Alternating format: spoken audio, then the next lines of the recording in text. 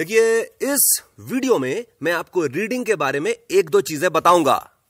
अब सबसे पहली चीज तो आप ये समझिए कि रीडिंग करने में और स्टडी करने में क्या अंतर है। रीडिंग करने का मतलब होता है पढ़ना और स्टडी करने का मतलब होता है इस तरह से पढ़ना कि जो भी पढ़ रहे हैं वो चीज समझ में आ जाए। और इसीलिए कभी भी रीडिंग नहीं करना चाहिए, जब भी करो हमेशा स्टडी करना चाहिए। पर शुरुआत में आपको रीडिंग ही करना पड़ेगी क्योंकि आपको बहुत सारी चीजें समझ में नहीं आएंगी। पर आप रीडिंग करते रहिए क्योंकि धीरे धीरे आपकी रीडिंग स्टडी में कन्वर्ट होती चली जाएगी। आप अपनी उम्र के किसी भी पड़ाव में हो, आप कितने भी पैसे कमाते हो, आपको रीडिंग करना जरूर सीखना चाहिए। और इसलिए सीखना चाहिए क्योंकि reading is the science of sciences. उसी तरह से जिस तरह से body building is the mother of all sports and teaching is the mother of all professions. अगर आप बहुत ज्यादा नहीं पढ़ सकते तो भी आपको यह चीज जरूर करना चाहिए कि हर दिन कम से कम 1 मिनट पढ़ाई जरूर करें। जब भी आप पढ़ने बैठें, सबसे पहला सवाल आपको अपने आप से यह करना चाहिए कि मैं पढ़ क्यों रहा हूं। क्या मैं इसलिए पढ़ रहा हूं ताकि मुझे इस चीज का पूरा मतलब समझ में आ जाए, या कि फिर क्या मैं इसलिए पढ़ रहा हूं ताकि मुझे इस चीज के मेन पॉइंट्स मालूम चल जाएं। क्या मैं इसलिए पढ़ रहा हूं ताकि किसी कॉम्पिटिटिव एग्जाम को निकाल लूं, या कि फिर क्या मैं इसलिए पढ़ रहा हूं ताकि मेरे मां बाप को यह लगता रहे कि मैं पढ़ रहा हूं। जब आपको यह मालूम होता है कि आप क्यों पढ़ रहे हो, आपका सबकॉन्शियस माइंड जितनी भी फालतू की जानकारियां हैं उनको फिल्टर कर देता है और केवल काम की चीजें पढ़ पाते हो। और इसका सबसे बड़ा फायदा यह होता है कि आप अपनी पढ़ाई पर कंसंट्रेट कर पाते हो। दूसरी चीज, आप जब भी पढ़ाई करने बैठो, आप सबसे पहले अपने टॉपिक को इंटरनेट पर देख लो। ऐसा क्यों? ऐसा इसलिए क्योंकि जो कोर्स की किताबें होती हैं वो एकेडमीज में लिखी होती हैं। एकेडमीज यानी नहीं समझ में आने वाली भारी भरकम भाषा जिसका उपयोग टीचर्स करते हैं। और वो इसका उपयोग इसलिए करते हैं ताकि वो समझदार दिखाई दें। और इसीलिए आप जिस चीज को पढ़ रहे हो, अगर आप उसको आसानी से समझना चाहते हो तो आपको ऐसी जगह पर पढ़ना चाहिए जहां पर वो चीज आसान भाषा में लिखी हो। आप किसी भी सब्जेक्ट के स्टूडेंट हो, विकिपीडिया और स्लाइड शेयर पर आपको अपने सब्जेक्ट से रिलेटेड लगभग सब कुछ मिल जाएगा। और वो इस तरह से लिखा हुआ होगा जो आपको बहुत आसानी से समझ में आ जाएगा। तीसरी चीज, आप जब भी पढ़ें आपको उसके मेन पॉइंट्स नोट करते चले जाना चाहिए। अब होता यह है कि कुछ लोग जब मेन पॉइंट्स नोट करते हैं तो वो उन्हीं शब्दों का इस्तेमाल कर देते हैं जो किताबों में लिखा हुआ होता है। ऐसा बिल्कुल भी नहीं करना चाहिए। मेन पॉइंट्स हमेशा अपने शब्दों में लिखे जाते हैं, यानी उसमें यह लिखना चाहिए कि मुझे क्या समझ में आया इसको पढ़कर। और अपने शब्दों में लिखने का सबसे बड़ा फायदा यह होता है कि रिवीजन करना बहुत ही आसान हो जाता है। कोर्स की किताबों में असल में कठिन भाषा में लिखा होता है, इसलिए आप जब उसको दूसरी बार पढ़ोगे रिवीजन करने के लिए तो आपको फिर से उस कठिन भाषा को आसान शब्दों में समझना पड़ेगा। चौथी चीज, आप जब भी पढ़ें अपनी रीढ़ की हड्डी सीधी रखिए और गहरी सांसें लेते रहिए। ऐसा क्यों? ऐसा इसलिए क्योंकि रीढ़ की हड्डी सीधी रखने से आपको कंसंट्रेट करने में बहुत ही ज्यादा आसानी हो जाती है। गहरी सांसें इसलिए लेना चाहिए क्योंकि आपका दिमाग 2 चीजों पर काम करता है। एक चीज होती है ऑक्सीजन और दूसरी चीज होती है फ्रक्टोज। और इसीलिए आप जब भी पढ़ने बैठो या तो कोई सा फल खा लो या कि फिर गन्ने का रस पी लो, और अगर दोनों नहीं मिले तो 1 आध चम्मच शहद ले लो। जो कुछ भी आप पढ़ोगे सब कुछ दिमाग में सेट होना शुरू हो जाएगा। 5वीं चीज, पढ़ाई कभी भी समय के हिसाब से नहीं करना चाहिए, पढ़ाई हमेशा पन्नों के हिसाब से करना चाहिए। आप जब भी पढ़ने बैठें 5 पन्ने मार्क कर दीजिए, और जब तक आप उन 5 पन्नों को एक बार नहीं पढ़ लेते आप तब तक उस जगह से नहीं उठ सकते। इन 5 पन्नों को पढ़े बिना आप केवल और केवल तब उठ सकते हैं जब आपकी जान को खतरा हो। छठी चीज, अगर आपको समझ में नहीं आ रहा है कि क्या पढ़ना चाहिए तो आप कॉम्पिटिटिव एग्जाम्स की रीडिंग कॉम्प्रिहेंशन की पैसेजेस सॉल्व करना शुरू कीजिए।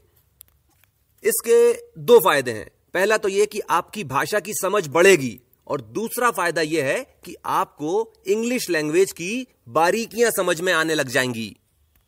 शुरुआत आसान लेवल से करिए। सबसे पहले सब इंस्पेक्टर या रेलवे की रीडिंग कॉम्प्रिहेंशन की पैसेजेस सॉल्व करना शुरू कीजिए। जब वो समझ में आने लग जाएं तो फिर एसएससी के क्वेश्चन पेपर्स लगाइए। जब वो भी होने लग जाएं तो फिर बैंक पीओ, और जब बैंक पीओ लगने लग जाए तो फिर कैट, और जब आप कैट का क्वेश्चन पेपर सॉल्व करने लग जाओ तो हाईएस्ट लेवल छपता है क्लैट में। देखिए, किसी भी चीज को इसलिए पढ़ा जाता है ताकि हम उस चीज को समझ सकें कि क्या लिखा हुआ है, और इसीलिए रीडिंग का सबसे जरूरी हिस्सा होता है रीडिंग कॉम्प्रिहेंशन। और इसीलिए रीडिंग कॉम्प्रिहेंशन कोई 3-4 महीने में सीखने लायक चीज नहीं है, कम से कम 1 साल लगता है। आप जब रोज 3 पैसेजेस लगाओगे, उनके आंसर्स चेक करोगे, उनका एक्सप्लेनेशन देखोगे, तब जाके 366वें दिन आप बोल पाओगे कि हां, मुझे थोड़ा थोड़ा रीडिंग कॉम्प्रिहेंशन आता है। 7वीं चीज, आप जब भी पढ़ें, आपका सोर्स ऑफ लाइट इस तरह से रखा हुआ होना चाहिए कि उसका एंगल ऑफ इंसिडेंस 45 डिग्री रहे। अगर आप लेफ्ट हैंडर हैं तो रोशनी राइट हैंड की तरफ से आना चाहिए, और अगर आप राइट हैंडर हैं तो रोशनी लेफ्ट की तरफ से आना चाहिए। इसके अलावा आप कहीं पर भी रख लीजिए, आप देखेंगे कि आपके सिर में दर्द रहने लगा है। दूसरी चीज, जिस जगह पर आप पढ़ते हैं वहां पर रोशनी ना तो बहुत तेज ना बहुत ही कम होना चाहिए। अगर आपके कमरे में CFL लगी हुई है, आप इसको बिल्कुल निकाल दीजिए। आप ट्यूबलाइट लगाइए अपने कमरे में। ऐसा क्यों? ऐसा इसलिए क्योंकि CFL लंबे समय में सिर में दर्द पैदा कर देती है। अगर आपको चश्मा लगा हुआ है तो आपके चश्मे का लेंस एकदम साफ होना चाहिए और उसमें किसी भी तरह का कोई स्क्रैच नहीं होना चाहिए। ऐसा क्यों? क्योंकि उसकी वजह से भी सिर में दर्द होता है। 8वीं चीज, पढ़ते समय डिक्शनरी का इस्तेमाल बिल्कुल भी नहीं करना चाहिए। मान लेते हैं पढ़ते समय आपको किसी शब्द का मतलब समझ में नहीं आ रहा, अब आप डिक्शनरी मत देखिए, आप उस सेंटेंस को 5 बार पढ़कर देखिए और अंदाजा लगाने की कोशिश कीजिए कि इस शब्द का मतलब क्या होता होगा। अगर आप उसके मतलब का अंदाजा लगा पा रहे हैं, बहुत अच्छी बात है। अगर नहीं लगा पा रहे तो उस शब्द को नोट कर लीजिए और आगे बढ़ जाइए। जब आप उस चीज को पूरा पढ़ चुके हैं, उसके बाद डिक्शनरी खोली जाती है। अब जरा सा इस चीज की वजह समझ लीजिए। देखिए, हम जब किसी शब्द के मतलब का अंदाजा लगा रहे होते हैं तो हमारा दिमाग जितने भी शब्द जानता है उन सभी शब्दों को उस पर्टिकुलर शब्द से कंपेयर करके देखता है। और इस चीज का सबसे बड़ा फायदा यह होता है कि हम जितने भी शब्द जानते हैं उन सभी शब्दों पर हमारी पकड़ मजबूत हो जाती है। दूसरा फायदा, आज आपने किसी शब्द को डिक्शनरी में देख लिया, उसका मतलब भी समझ लिया, पर जब 4-5 दिन के बाद यही शब्द किसी दूसरी जगह पर दिखता है तब आपको इस शब्द का मतलब फिर से डिक्शनरी में देखना पड़ता है।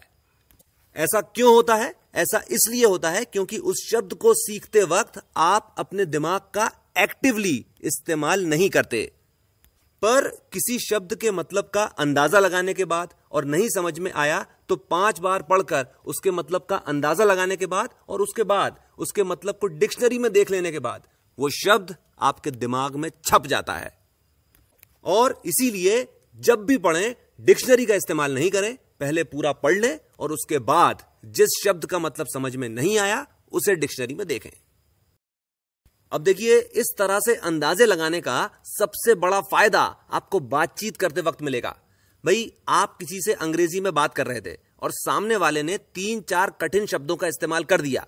अब आप खुद सोचिए, क्या आप उसको रोककर डिक्शनरी देखेंगे? अंग्रेजी में बात करते वक्त पूरा खेल अंदाजों पर चलता है और जिसके अंदाजे जितने सही होते हैं वो उतना ही पढ़ा लिखा माना जाता है।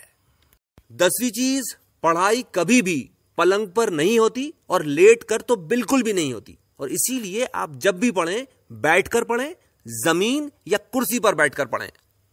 9वीं चीज, कभी भी स्पीड रीडिंग नहीं करना चाहिए। जितनी आपकी स्पीड है, जितनी स्पीड पर पढ़कर आपको समझ में आता है, बस उतनी स्पीड पर ही पढ़ना चाहिए। अगर आप बहुत तेजी से पढ़ रहे हो और आपको बहुत कम समझ में आ रहा है तो पढ़ने का कोई मतलब ही नहीं हुआ। और इसीलिए आप जब भी पढ़ो ध्यान से पढ़ो, आराम से पढ़ो, एक एक शब्द पढ़ो, और अगर समझ में नहीं आए तो दोबारा पढ़ो। और अगर आप ऐसा करेंगे तो धीरे धीरे आपकी रीडिंग स्पीड तेज और बहुत तेज होती चली जाएगी। किसी भी मटेरियल को बहुत तेजी से पढ़ लेने के लिए दो टेक्निक्स बताई जाती हैं, स्किमिंग और स्कैनिंग। और ये दोनों ही टेक्निक्स बहुत ही अच्छी हैं, पर इन दोनों टेक्निक्स का टेक्निकल एस्पेक्ट यह है कि ये दोनों टेक्निक्स कभी भी पहले इस्तेमाल नहीं की जाती। एक बार आपको मटेरियल पूरा यानी थॉरोली पढ़ना पड़ेगा और उसके बाद ही आप स्किमिंग या स्कैनिंग टेक्निक का इस्तेमाल कर सकते हैं। आखिरी चीज देखिए, रीडिंग करने से आती है, और अगर आप रीडिंग सीखना चाहते हैं तो आपको अपने अंदर रीडिंग हैबिट डेवलप करना पड़ेगा। और रीडिंग हैबिट को डेवलप करने का कुल मिलाकर एक तरीका होता है, आप वो पढ़िए जिस चीज के अंदर आपका इंटरेस्ट है। और आप जब वो पढ़ेंगे जिस चीज के अंदर आपका इंटरेस्ट है तो आप किसी टाइम टेबल के मोहताज नहीं रहेंगे। ठीक है, इसके साथ मैं अपनी बात खत्म करता हूं। आपने मुझे इतना समय दिया, थैंक यू वेरी मच।